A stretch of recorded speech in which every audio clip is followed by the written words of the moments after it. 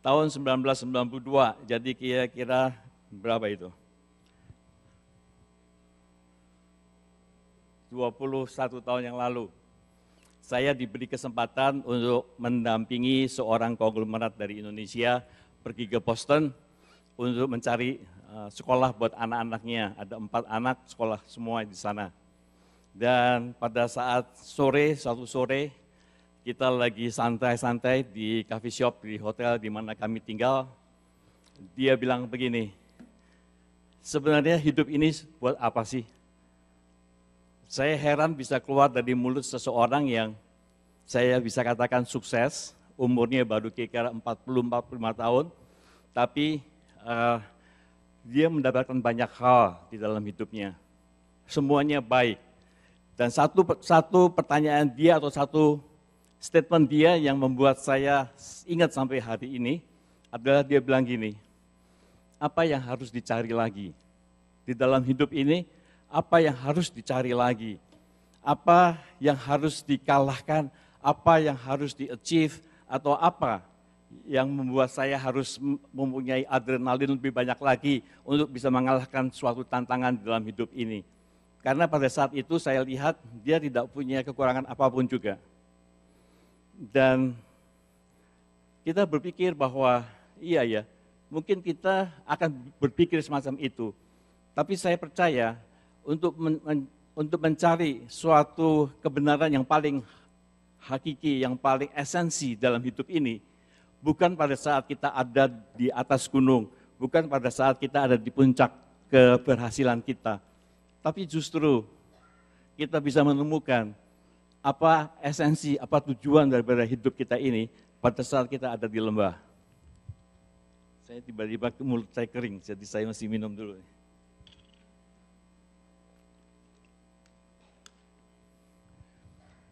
Pada saat kita ada di lembah, pada saat semuanya mungkin hilang daripada apa yang ada di tangan kita, pada saat mungkin keluarga kita dalam keadaan mengalami bencana, pada saat kita mungkin mengalami suatu penyakit, dokter bilang bahwa kamu tidak lama lagi untuk hidup. Jadi ada hal-hal yang sangat membuat kita goncang hidup kita. Sehingga pada saat seperti itu, pada saat kita ada di lembah, pada saat semuanya meninggalkan kita, mungkin pada saat itu kita berpaling kepada Tuhan. Mungkin pada saat itu kita bertanya kepada Tuhan. Mungkin pada saat itu adalah bahwa kenapa Tuhan ini bisa terjadi semuanya. Dan di situ kita jadi sadar ya, bahwa untuk orang-orang Kristen, untuk orang yang menerima Yesus sebagai Tuhan dan Juru Selamat, kita akan sadar bahwa sebenarnya suatu kebenaran adalah bahwa Yesus adalah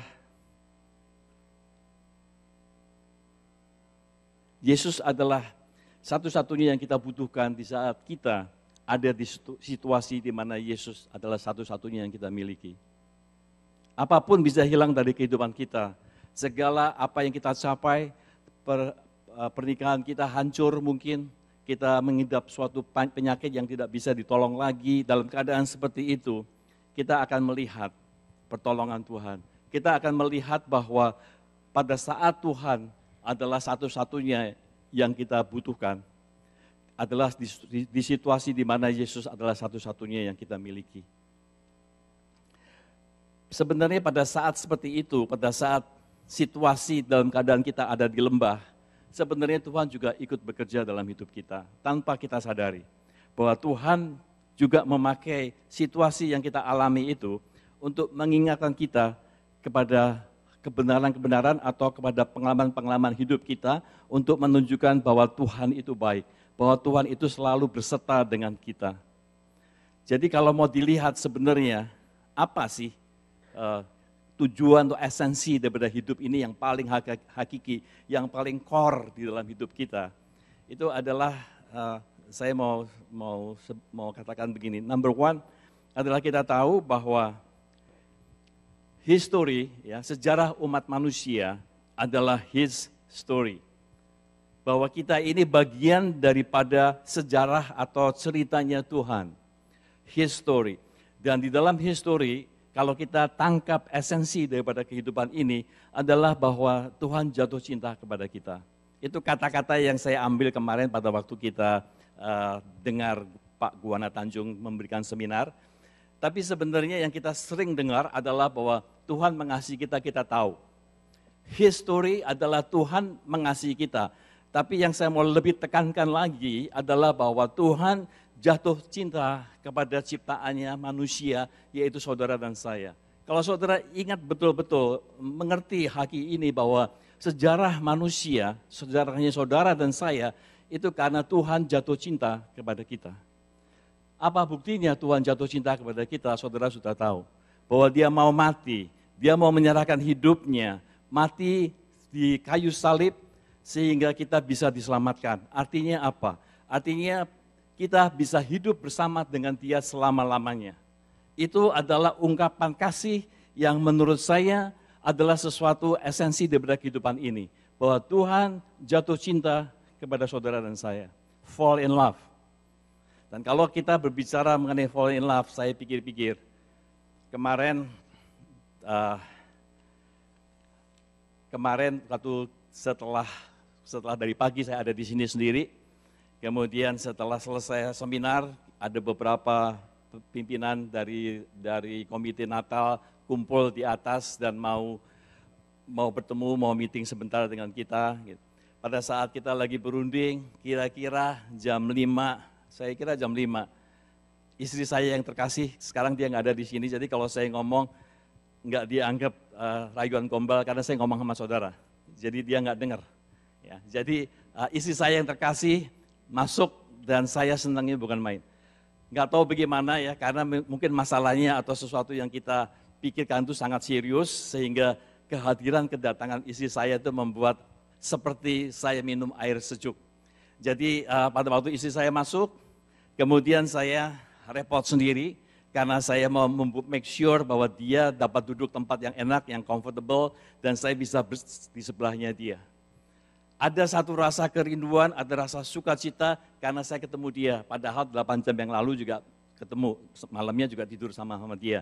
Tapi belakangan ini karena kesibukan dia dan kesibukan saya, tidak ada komunikasi. Jadi ya dia ada di situ, tapi jarang sekali kita berkomunikasi. Sehingga kedatangan dia itu kemarin jam 5 itu menggugah saya sehingga saya harus sampaikan di sini bahwa ada dia itu membuat saya senang sekali. Dan saya teringat bahwa kalau Tuhan sungguh mengasihi kita, Tuhan jatuh cinta kepada kita, dan kita juga mau mengasihi dia, pasti kita mau melakukan sesuatu yang baik bagi dia, bukan? Sehingga dia duduk, kemudian karena banyak orang saya nggak cium dia, tetapi paling tidak saya duduk sebelah dia dan saya peluk dia. Ada rasa senang dan ada rasa sukacita, dia hadir. Dan saya percaya kalau Tuhan jatuh cinta kepada kita, kepada saudara dan saya, dan kita mau mengasihi Tuhan, ada perasaan saya percaya bahwa saudara mau menyenangkan hati Tuhan. Ada perasaan saudara bahwa apapun yang kita lakukan itu supaya dia bisa berkenan kepada Tuhan. Amin saudara. Apapun yang saudara lakukan untuk orang yang engkau kasihi, pasti ada sesuatu yang mudah-mudahan apa yang saya lakukan itu berkenan kepada dia. Amin. Dan di dalam kisah cintanya Tuhan untuk mengasihi kita, dan ada usaha manusia untuk bisa menyenangkan Tuhan dan berkenan kepada Tuhan, ini yang akan saya pakai untuk memberikan firman Tuhan hari ini, apa yang Tuhan katakan dalam hati saya untuk disampaikan. Yaitu kita bisa lihat di Ibrani 11 ayat 5, ada satu orang di luar Tuhan Yesus yang sangat berkenan kepada Tuhan, yang bisa menyenangkan Tuhan. Ibrani 11 ayat 5 mengatakan, karena iman Henokh terangkat, supaya ia tidak mengalami kematian dan ia tidak ditemukan, karena Allah telah mengangkatnya. Sebab sebelum ia terangkat, ia memperoleh kesaksian bahwa ia berkenan kepada Allah. Henokh tahu bahwa kehidupannya dia, apapun yang dia lakukan itu berkenan kepada Tuhan. Dari imajinasi bebas saya, kalau saudara baca renungan, daily devotion, itu mengatakan bahwa saking senangnya Tuhan sama Henokh, saking dia bergaul dengan Henokh, Sampai akhirnya Tuhan berpikir, enak juga ya ini bisa bergaul, berkomunikasi, dan Henok sangat menyenangkan. Saya bawa aja deh dia ke kekekalan, sehingga Henok terangkat dan dia tidak mengalami kematian. Amin, saudara. Saking berkenannya Tuhan sama Henok.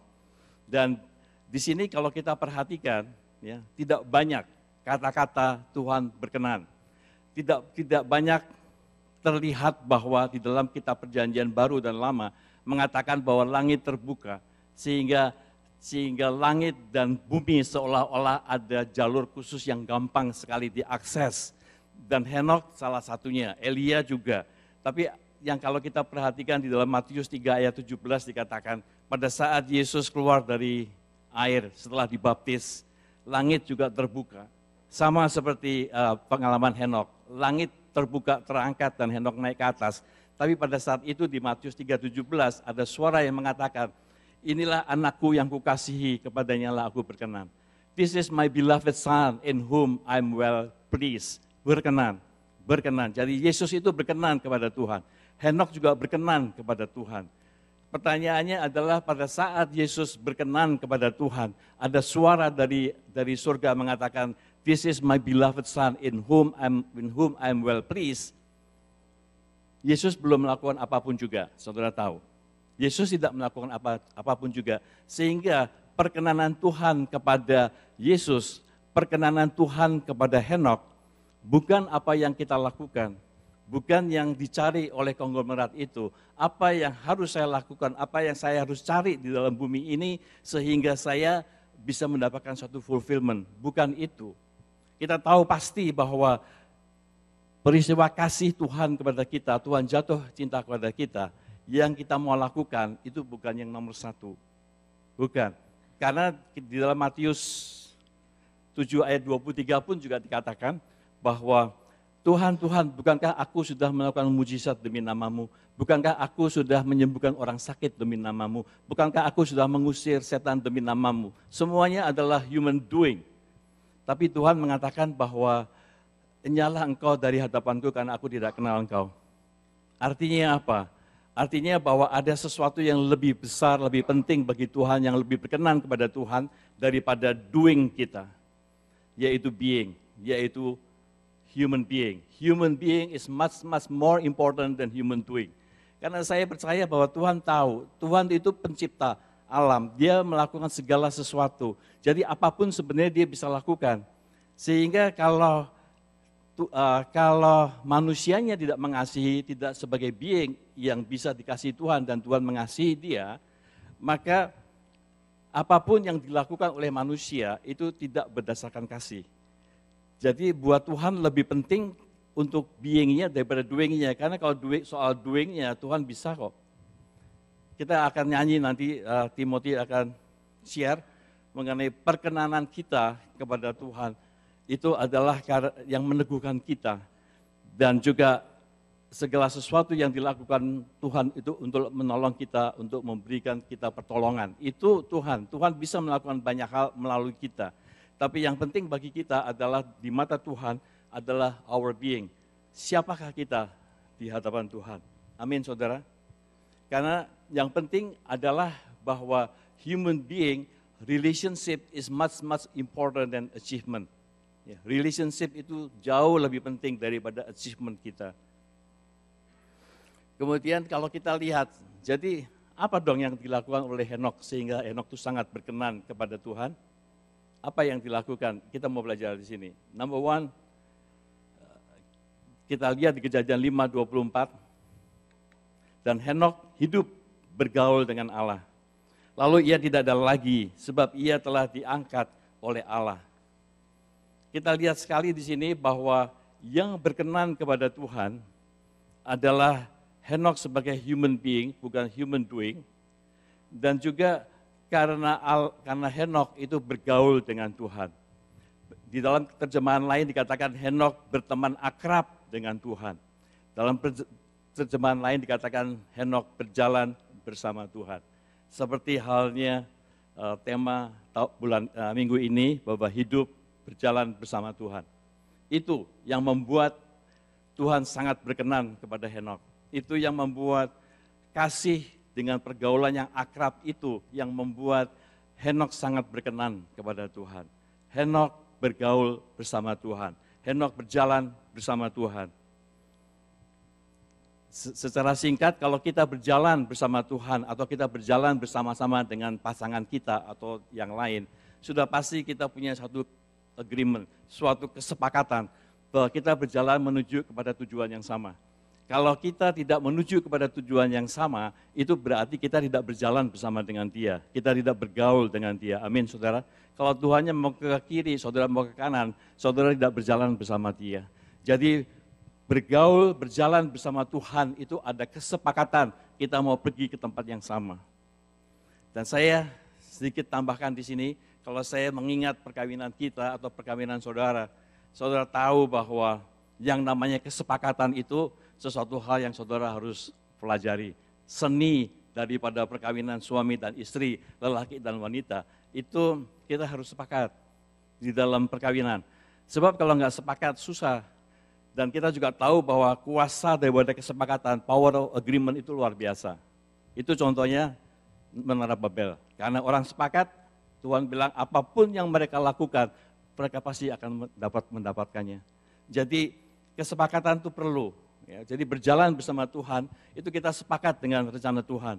Kita sepakat dengan jalan Tuhan. Kita sepakat dengan moral value Tuhan. Kita sepakat apa yang Tuhan mau lakukan terhadap kita, kita lakukan. Amin, saudara. Itu kesepakatan. Dan di dalam pernikahan, selain kesepakatan, saya percaya saudara harus belajar mengampuni. Karena berjalan bersama dengan dua pribadi yang beda, itu susah. Jadi saudara harus belajar mengampuni di dalam keluarga. Saya kasih contoh, sendiri aja belum tentu sepakat antara saudara apa yang saudara pikirkan dengan apa yang hati saudara mau lakukan, bukan? Itu dua, itu baru. Dari satu pribadi ada dua choice. Saudara kawin dengan istri saudara atau dengan suami saudara, dia juga punya dua. Kalau tadi cuma ada dua kemungkinan, mau ngikutin hati saya atau mau mengikuti pikiran saya atau mengikuti kalau sudah pikiran dan hati setuju. Sekarang ada satu pribadi yang punya pikiran dan hati yang beda. Suami saya rasa sampai kita dipanggil Tuhan, mungkin kita tidak pernah bisa mengetahui hati wanita itu seperti apa pada dasarnya. Sebab saya juga masih belajar. Tapi kalau kita lihat kesepakatan, saya hitung-hitung, pikiran dan hati saya belum tentu cocok dengan pikiran dan hati istri. Pikiran saya mungkin belum tentu cocok dengan pikiran istri. Pikiran saya belum tentu cocok dengan hati istri. Hati saya belum tentu cocok dengan pikiran istri. Hati saya belum tentu cocok dengan hati istri. Lalu pikiran dan hati saya belum tentu cocok dengan pikiran istri. Hati dan pikiran saya belum tentu cocok dengan hati istri. Kalau dilihat itu opsinya berapa banyak. Saudara harus tahu apa seninya, bagaimana kita sepakat. Tapi saya nggak mau bicara di sini. Tapi yang hal-hal itu kita harus lakukan untuk kita bisa berjalan bersama Tuhan. Kita harus mengerti bahwa Tuhan, kita harus mengerti bahwa kita harus mengampuni pasangan kita harus mengerti bagaimana kita minta ampun sama Tuhan. Itu berjalan bersama Tuhan. Tapi ada satu hal yang lebih penting lagi, yang saya mau uraikan lebih dalam lagi, adalah yang ini, bahwa yang namanya bergaul dengan Tuhan, yang namanya bergaul dengan sesama, yang paling utama adalah pergaulan itu adalah suatu hubungan yang sederhana dan murni, dan adalah hubungan yang menyenangkan hati Tuhan. Ini yang saya mau lebih sedikit dalamkan. Karena yang namanya hubungan, yang namanya pergaulan itu harus sederhana dan harus murni. Harus pure and simple. Apa artinya pure and simple? Hubungan pure dan simple itu adalah hubungan yang tidak pakai topeng, yang tidak pura-pura, tidak hipokrit antara satu dengan yang lain. Hubungan yang apa adanya. Ini adalah saya, belum selesai diproses oleh Tuhan, dan pasangan kita adalah seperti dia, dan dia belum selesai diproses oleh Tuhan. Mari kita jalan sama-sama. Pure and simple. Hubungan kita dengan Tuhan pun juga harus hubungan yang pure dan simple. Hubungan yang murni dan hubungan yang sederhana. Kita tidak perlu untuk menunjukkan achievement kita, apa yang sudah kita capai, untuk mempererat, memperkuat hubungan, enggak. Karena achievement itu tidak ada hubungannya sama sekali dengan kesederhanaan kita, dengan kemurnian kita di dalam menjalin suatu hubungan.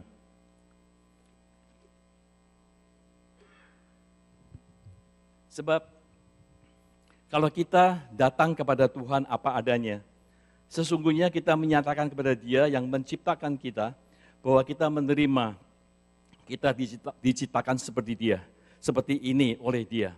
Kita percaya kepada Tuhan bahwa apa yang didesain oleh Tuhan itu baik buat saya. Kita tidak berpura-pura menjadi orang lain, atau kita tidak menambahkan identitas kita, jati diri kita dengan achievement yang kita lakukan. Kita menerima rancangan Tuhan, desain Tuhan, kita menerima our identity dan destiny yang dari Tuhan. Dan itu adalah baik buat kita. Amin, saudara. Amin. Karena manusia itu sudah kehilangan identitas, kehilangan jati dirinya, sehingga jati dirinya rusak, kurang sehat. Ya, dengan Tuhan ada kesembuhan, ada pemulihan. Tapi dengan jati diri yang tidak sehat itu, kita mulai menambahkan value, nilai daripada jati diri kita dengan achievement. Tetapi yang Tuhan mau, kita bisa datang kepada Tuhan apa adanya. Karena tanpa kita datang apa adanya, hubungannya tidak akan bisa intim. Kalau suami saudara, kalau istri saudara itu berpura-pura terus di hadapan saudara, tidak apa adanya, it will be very hard situation dalam hidup saudara. Kita harus terbuka, kita harus pure and simple. Dan ini susah, ya, ini susah. Jadi kenapa susah? Ini yang saya mau tunjukkan. Ya, bahwa hubungan harus pure dan simple. Ini saya tunjukkan gambar lelaki dan wanita, tetapi pada dasarnya adalah any relationship, juga relationship kita sama Tuhan. Yang namanya sederhana dan murni itu tidak ada suatu tembok, tidak ada suatu wall, tidak ada suatu shell yang dibangun di antara dua orang. Jadi hubungannya adalah pure and simple. Tetapi kehidupan manusia tidak sesederhana itu. Di dalam kehidupan manusia, ya, manusia karena masa lalu, karena disakiti, karena pernah mengalami suatu luka di dalam hati dia, karena identitasnya dikutuk, saya pakai kata kutuk, curse, ya, tidak diberkati identitas kita, maka apa yang dilakukan oleh manusia adalah manusia membangun tembok. Manusia bersembunyi di dalam shell-nya.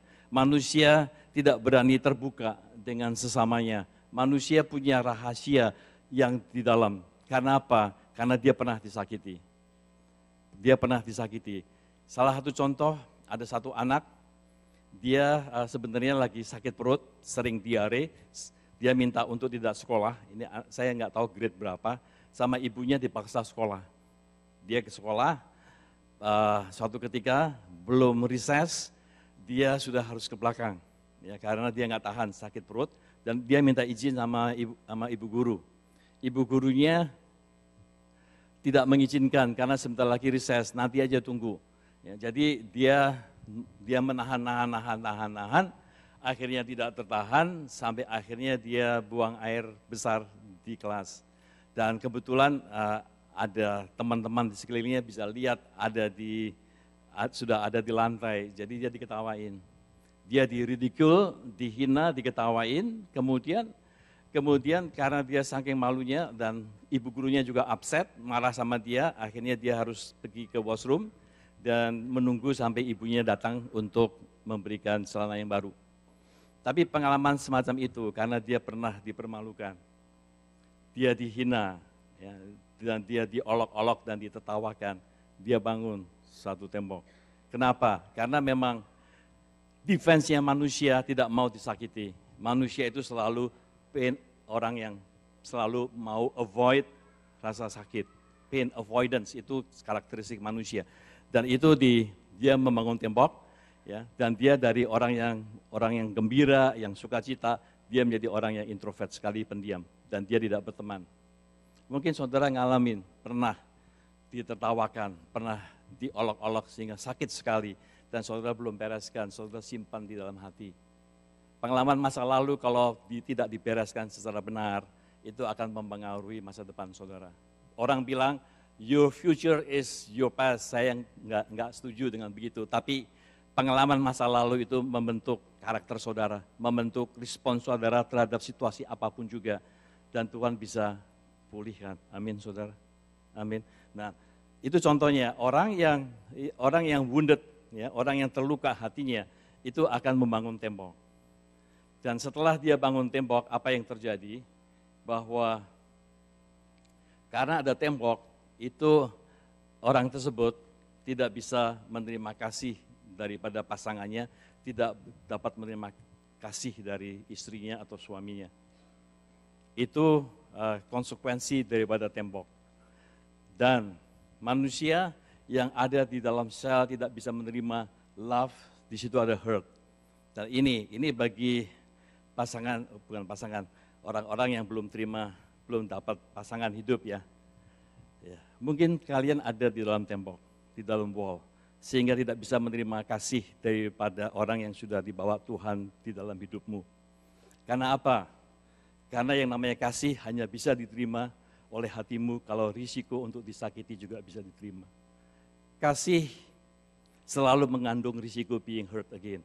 Love, you cannot receive love without a risk of being hurt. Di situ.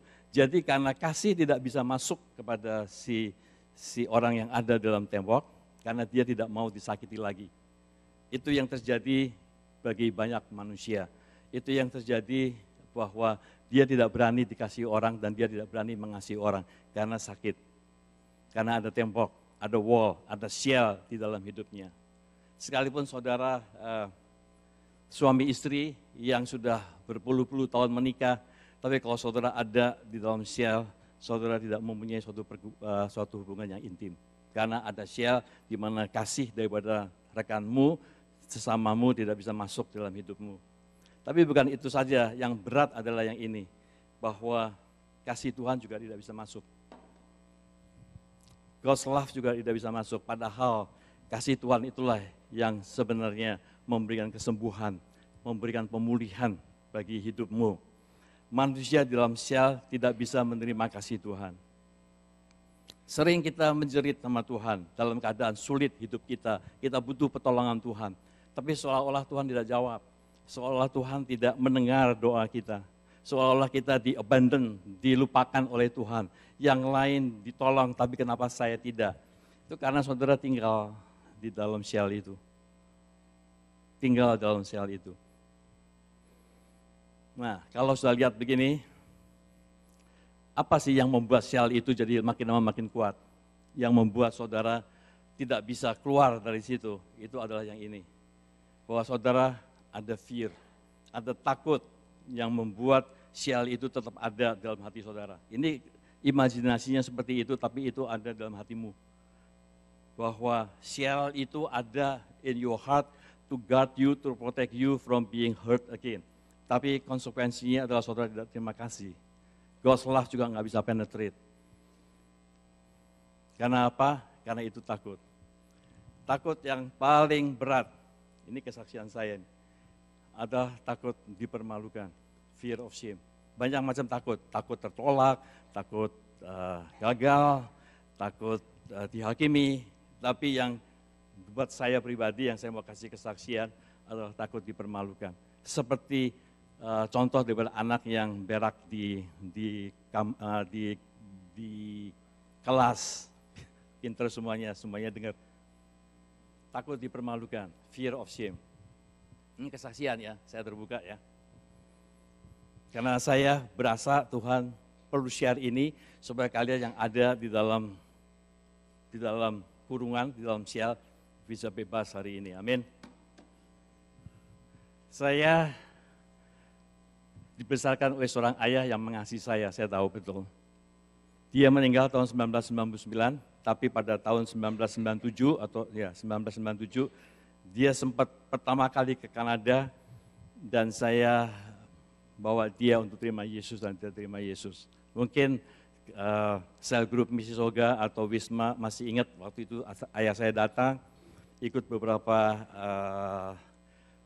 persekutuan doa, fellowship, cell group meeting, dan akhirnya kita bisa lead dia untuk terima Tuhan. Saya bersyukur sekali sama Tuhan. Kehidupan saya sama ayah saya baik, sehingga saya tidak mengalami kesulitan di dalam mengenal kasih Bapa dalam hidup saya. Saya waktu kecil juga dibela, dilindungi, jadi ada impact kepada Tuhan. Waktu itu saya main kembang api, kemudian kembang api saya satu dus itu dijambret sama orang kampung, dibawa lari dan saya nangis. Waktu itu saya masih kecil, ayah saya bawa saya, kita kejar orang itu sampai rumahnya dan bisa diambil lagi. Saya bangga punya ayah yang bisa melindungi.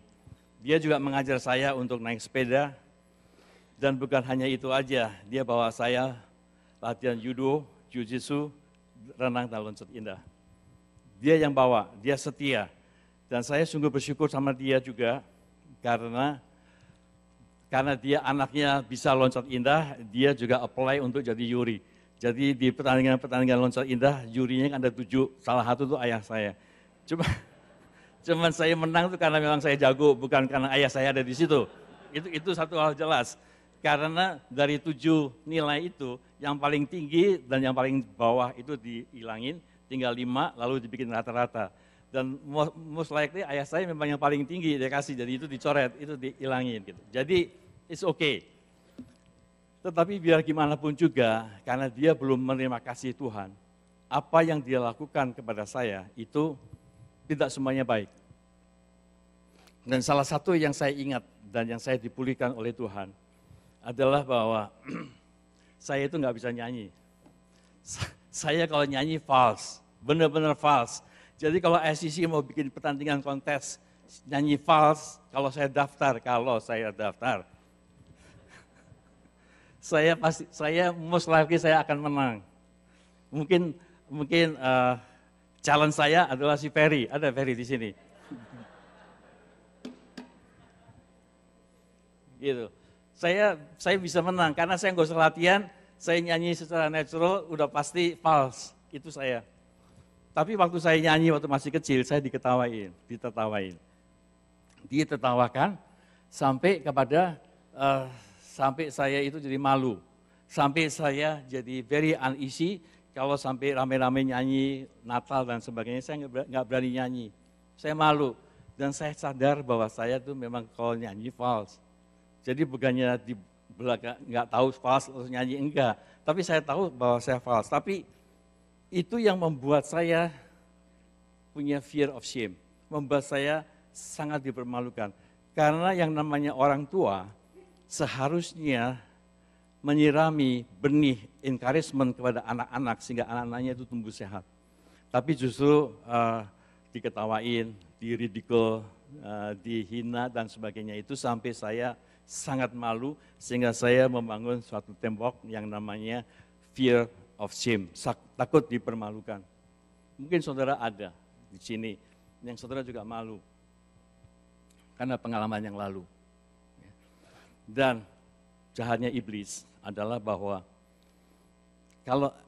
kalau kita tahu, saya pada waktu saya tahu bahwa I make a mistake kalau saya nyanyi di depan orang diketawain. That is my perception. I make a mistake. Sehingga kalau kita masih berpikir bahwa I make a mistake, yang namanya mistake itu bisa diberesin. Gampang. Karena kalau you make a mistake, you repent from it, minta pengampunan dari Tuhan, and you move forward. Itu hidup. Bahwa kita harus tahu bahwa setiap manusia itu bisa membuat mistake, kesalahan. Dan pada saat kita membuat, kita repent, kita belajar dari pengalaman, and we move forward. Amin. Tapi kalau bukan I make a mistake, but I am a mistake. Iblis itu selalu tweaknya itu begitu. Pada saat saudara membuat kesalahan, yang diserang bukan actionnya, tetapi your personality, your identity. Pribadimu yang diserang. Sehingga pada saat saudara berpikir, I am a mistake di hidup ini, itu urusannya antara saudara sama Tuhan. Karena apa? Karena saudara tidak percaya bahwa Tuhan membuat saudara unik dan ajaib dan indah. Amin. Dan kalau itu ada di dalam hidup saudara, di dalam core saudara, that I am a mistake, pada dasarnya saudara tidak bisa percaya pertolongan Tuhan dalam hidupmu. Why? Karena membuat saya aja Tuhan nggak bisa. apalagi menolong saya. Saudara bisa mengerti cara iblis melakukan kesalahan, menuduh saudara menipu. Dan kalau saudara berpikir bahwa I am a mistake, saudara harus minta ampun sama Tuhan. Karena Tuhan merencanakan sempurna hidup saudara. Because you are made wonderfully and fearfully and wonderfully made by God. Dan Tuhan jatuh cinta kepada saudara. Tuhan jatuh cinta kepada saudara sehingga Tuhan mau mati untuk saudara. Bereskan hari ini untuk identitas seperti itu. Waktu saya prepare ini, Tuhan bilang, do you want to sing for me? Saya pikir saya salah dengar. Saya pikir saya salah dengar. Saya bilang, Tuhan. Dan dia ketawa, dia senyum, do you want to sing for me? Lalu saya nyanyi buat Tuhan. Dan Tuhan bilang bahwa saya harus nyanyi di depan saudara. Untuk membuktikan, ya kalau Tuhan itu, kalau kita mau obey sama Tuhan, untuk membuktikan bahwa rencana Tuhan, jalan Tuhan, desain Tuhan buat setiap saudara dan saya itu adalah baik. Saya nyanyi bukan buat saudara, kalau saudara terganggu dengan suara fals, saudara boleh tutup kuping. Tapi saya mau nyanyi buat Tuhan, oke? Jadi ini saya mau menunjukkan kepada Tuhan bahwa saya mau obey Dia, bahwa saya sekalipun Tuhan tidak memberikan saya suara bagus, kalau saya nyanyi ger, saya jangan direkrut masuk choir ya, itu syaratnya itu. Saya mau nyanyi buat Tuhan, amin saudara. Sebab lagu ini menyatakan kehidupan saya dalam keadaan up and down, saya tahu Tuhan ada di mana. Engkau ada bersamaku di setiap musim hidupku. Tak pernah ku ragukan kasih-Mu. Salah itu, saya ulangin lagi ya. Senewan saya, tapi saya nyanyi buat Tuhan loh, dari hati saya. Jangan dinilai frasnya. Amin.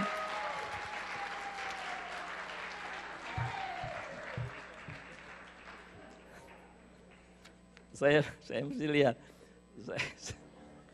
Dasar nggak bisa nyanyi, tapi suruh nyanyi. Ya oke lah saya. Saya mau tunjukkan bahwa tembok itu bisa dihancurkan oleh Tuhan. Engkau ada bersamaku di setiap musim hidupku, tak pernah Kau biarkan ku sendiri, kekuatan di jiwaku adalah bersamamu, tak pernah ku ragukan kasih-Mu. Nanti saudara nyanyi, tapi tidak sama saya. Ya.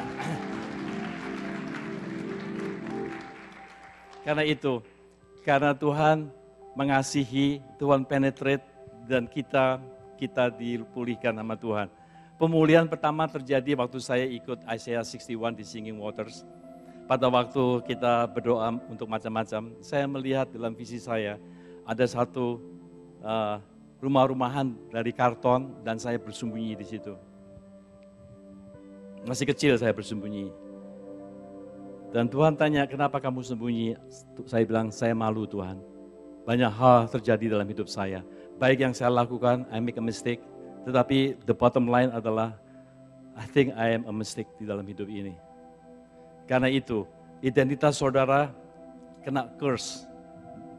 Engkau nggak bisa, engkau yang gitu-gituan, saudara tahu, saya nggak usah tambahkan di situ. Tapi saya ingat waktu itu Tuhan masuk di dalam box itu, Tuhan angkat saya, Tuhan peluk saya. Dan di situ saya nangis habis-habisan dan saya tahu bahwa di dalam setiap kehidupan kita, Tuhan berjalan dan berserta dengan kita. Amin. Itu yang saya ingin sampaikan sebenarnya, bahwa jangan ada di dalam shell. karena keakraban dengan Tuhan, saudara perlu keluar daripada sel itu. Dan yang kedua, yang terakhir, saya cepat aja yang ini. Karena saya nggak usah nyanyi lagi, jadi bisa cepat. Yang kedua, setelah hidup bergaul, hidup berkenan dengan Tuhan, itu hidup bergaul dengan Tuhan, secara pure and simple dengan Tuhan, datang kepada Tuhan apa adanya. Dan yang kedua adalah hidup beriman. Tadi dikatakan bahwa karena Henok beriman, karena iman Henok. Ya, jadi hidup beriman itu, saya singkat aja, karena Allah telah berfirman, aku sekali-kali tidak akan membiarkan engkau, dan aku sekali-kali tidak akan meninggalkan engkau. Sebab itu dengan yakin kita dapat berkata, Tuhan adalah penolongku, aku tidak akan takut, apakah yang dapat dilakukan manusia terhadap aku. Kebenaran firman Tuhan itu ada dalam hidup kita. Kalau kita keluar daripada sial itu, kita bisa terima apa yang Tuhan lakukan dalam hidup kita, amin. Karena dengan iman itu, aplikasinya dalam hidup kita adalah bahwa kita berhenti untuk meragukan Tuhan. Kita perlu percaya bahwa Tuhan melihat segala sesuatu lebih besar, lebih horizonnya itu lebih luas daripada kita. Dan juga kita melakukan segala sesuatu bukan dengan apa yang kita lihat, tapi dengan apa yang Tuhan katakan kepada kita, amin. Kalau saya melakukan semuanya itu bukan macam-macam, tapi karena Tuhan bilang, saya lakukan. Amin. Karena dengan begitu kita bisa menyenangkan hati Tuhan, kita bisa beriman kepada Tuhan. Saya tutup dengan satu firman Tuhan, yaitu 1 Samuel 17:25. Itu dikatakan,